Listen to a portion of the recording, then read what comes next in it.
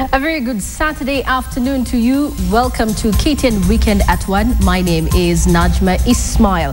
We begin our weekend bulletin by taking you straight to E10, where Kenya's top two leaders, Uhuru Kenyatta and his deputy William Ruto, are expected to lead the Thanksgiving ceremony for Senator Kipchumba Murkomen. Our reporter Masi Kandie is there and now joins us live. Masi Kandie, what should we expect from E10 today? Yes, indeed. Thank you very much, Najma. As you can hear behind me, there's a lot of celebration, a lot of music. It's the homecoming ceremony for Elgeyo Marakwet Senator Kipchumba Murkomen. Some legislators have already arrived at this function, including Ekwe Turo, among other legislators. The governor already of Elgeyo Marakwet is also here. But we're still waiting for the president, Uhuru Kenyatta, and his deputy, William Ruto, who they've started with the resettlement of the internally displaced persons of the Mau evictees in Kapkebu and Kaptororo in Mau area. Then they will later head on to Eldoret town, where there are also 4 internally displaced persons camps. One especially is going to one of the camps that hosts about 242 households will be resettled today. They will receive checks and cash of up to about 410,000 shillings.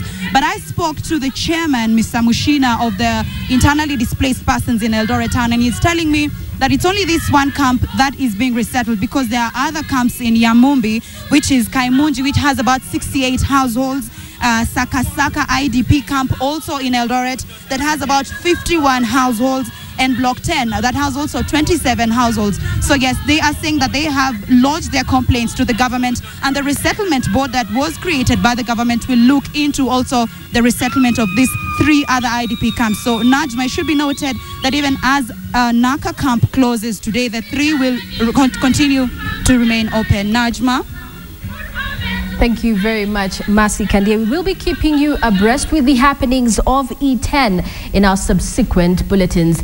Moving on, First Lady Margaret Kenyatta has appealed to the donor community to support programs designed to uplift the lives of Kenyans in the children in the country. The First Lady, who agreed to be the ambassador for children in Kenya, made the remarks when she toured the SOS Children's Village in Buruburu, accompanied by Nigerian First Lady Patience Jonathan. The First Lady praised SOS Children Villages Kenya for complementing the efforts of the government in tackling the plight of the orphans and vulnerable children. SOS Children's Village provide long-term family-based care for about 1,000 children and youth, and supports over 6,000 children through community programs. The Nigerian First Lady hailed supporters of SOS Children's Villages, among them First Lady Margaret Kenyatta, corporates, individuals, and the board of directors for their contribution in addressing the plight of orphan children in the country. And it is the best legacy that could be given to a child. May I urge the children of SOS Village to pay attention to their teachers and to work hard so that they can become great in the future. The number of orphan children in our country is estimated to be over 2.6 million. In spite of these efforts, the burden of orphan children in the country remains enormous. I therefore appeal for more partners to come on board, supporting Many Children calls for many friends.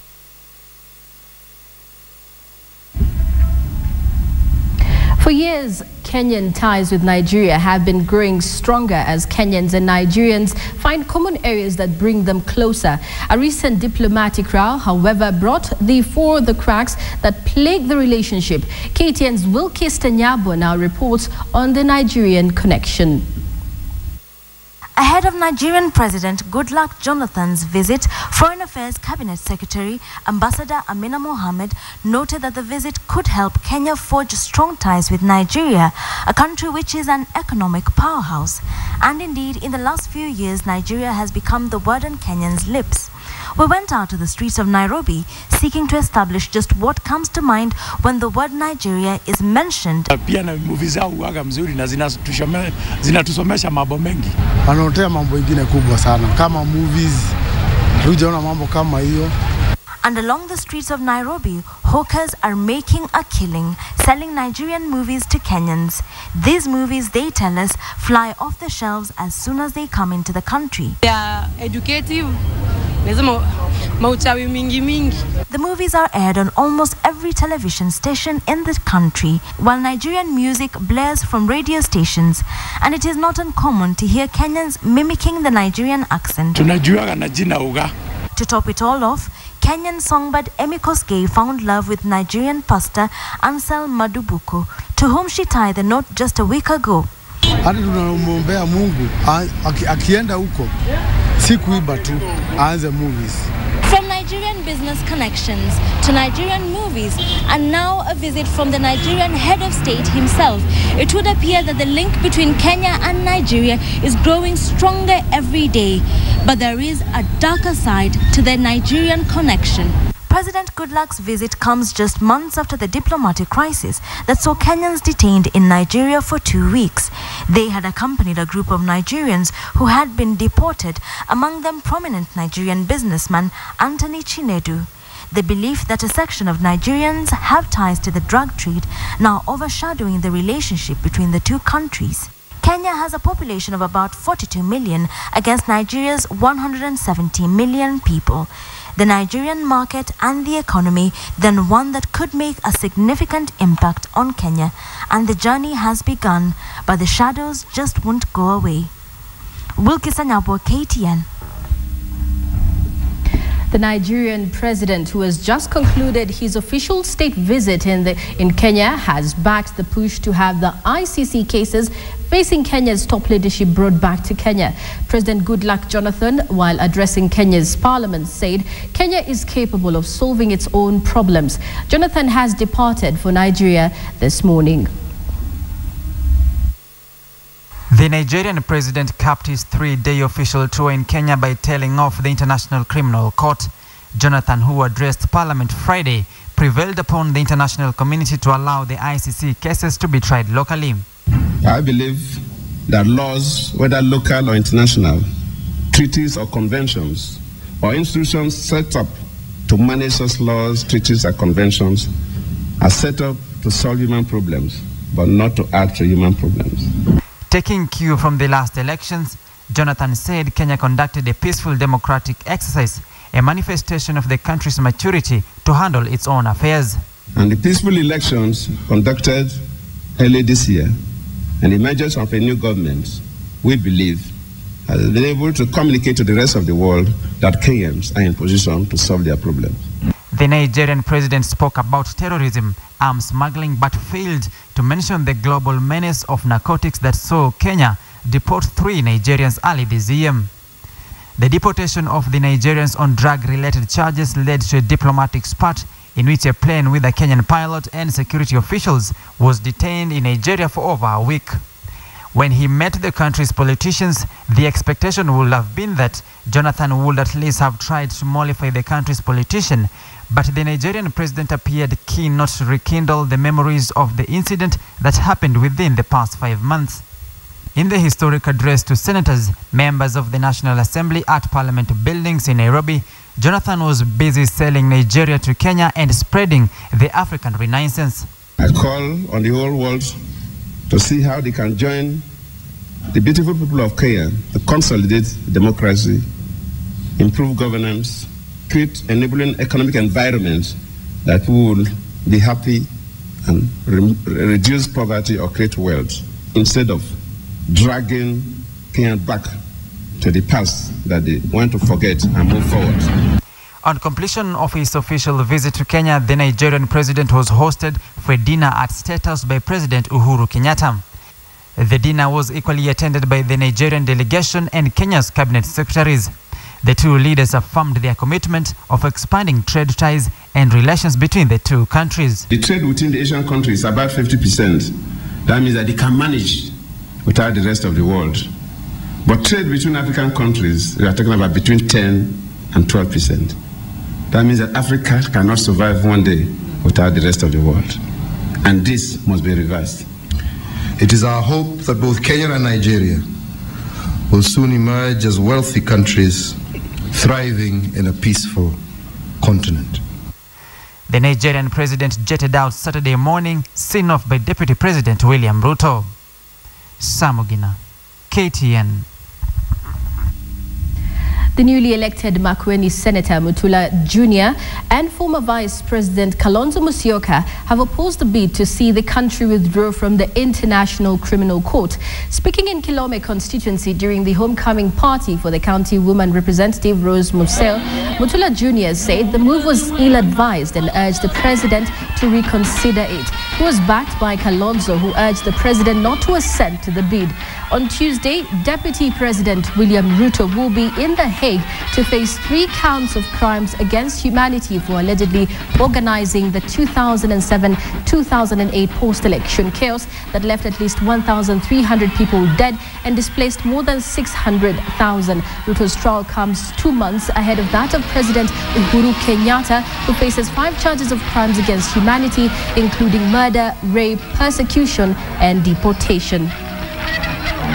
Crimes Act has been set up to protect wale wanyonge, wale ajiwezi, wala lahoi, si mabwenyenye.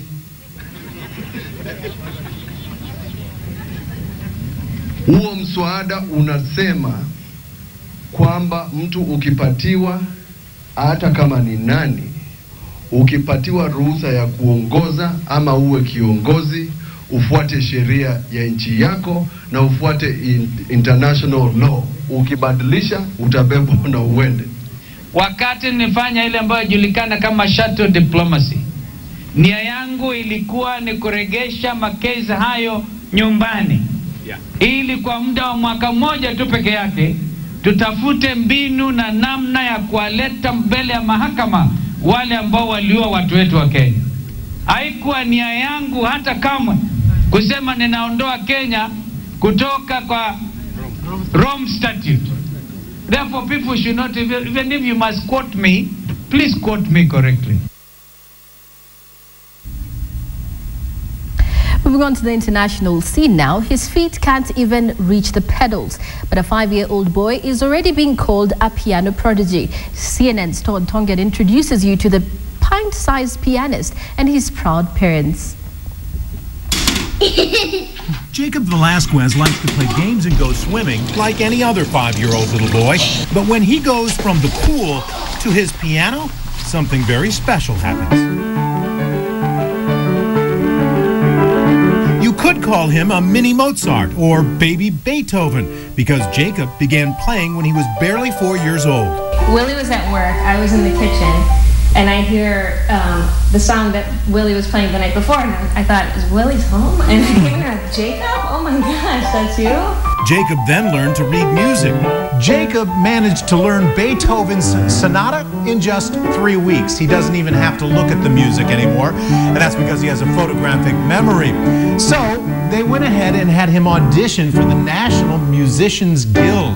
And the audition process is quite daunting, something even veteran musicians would get nervous about. He had to learn 10 classical pieces, all by memory. And so he did. And he did great. He did amazing. Actually exceeded the expectations.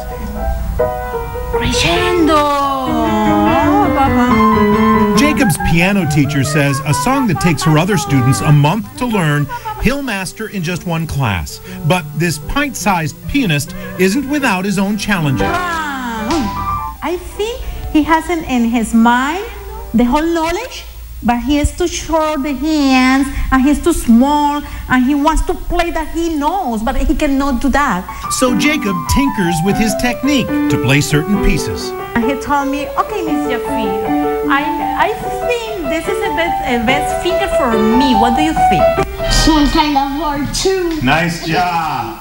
I found out he's also a wizard on the Wii, but his parents say they don't have to push the piano. Do you like playing the piano? Yes. Why? Because I learn all these songs. Well, Well, British inventors have revealed the toy every child has dreamed of, a teddy bear that can talk back to them. Super Toy Teddy, as it's been named, can read stories, play songs, and even answer your questions, functioning in many ways as a real friend. CNN's Issa Swartz went along to meet him. In the Museum of Childhood in London, one stuffed teddy bear proudly stands out from the rest. He's a foot tall and weighs less than a bag of rice, but don't let his size deceive you. Unlike the many teddies in this museum, Super Toy uses artificial intelligence. With one of these and internet, he can read stories, sing songs, and even answer your questions. But can he hold a conversation? Well, there is only one way to find out. Put him under pressure myself. Hello, Teddy. How do you work, Teddy? I work 24 hours a day. Oh, do you? What do you do? Actually, I talk to people on the web. He does more than that. To get him talking, you need to download a special app to a mobile phone. This is then plugged into the toy's robotic system and zipped into the back of the toy to control it. The internet is then trawled for an answer and the reply sent back to the bear. All the heavy processing, all the work, if you like, is being done over the internet on our brain servers, what we call our brain servers. Who do you think will win next year's World Cup, Teddy? Sorry, I do not get into sports much. That's as far as our conversation went. After all, he's still a prototype. Soon he'll be travelling to China, where he's due to enter production. Along the way, he'll pick up more than 30 languages and different voices. I have picked up a few phrases from several languages. Do you speak Spanish, Teddy? Un poquito. For now, he's still a bit rusty, but with more than $100,000 in funding from the US website Kickstarter, his inventors are ready to take their creation to the next level. The funding has gone absolutely ballistic. We've passed our target, nearly doubled our target. We're now well on our way to full development and production of Super Toy. The inventors hope to have Super Toy ready for spring 2014. Hopefully by then he will have mastered the ultimate answer. Teddy, what's the meaning of life? Non-cellular life viruses. Cellular life. Life is a characteristic that distinguishes objects that have signalling in cells. Issa Swartz, CNN, London. Those that do not either, because such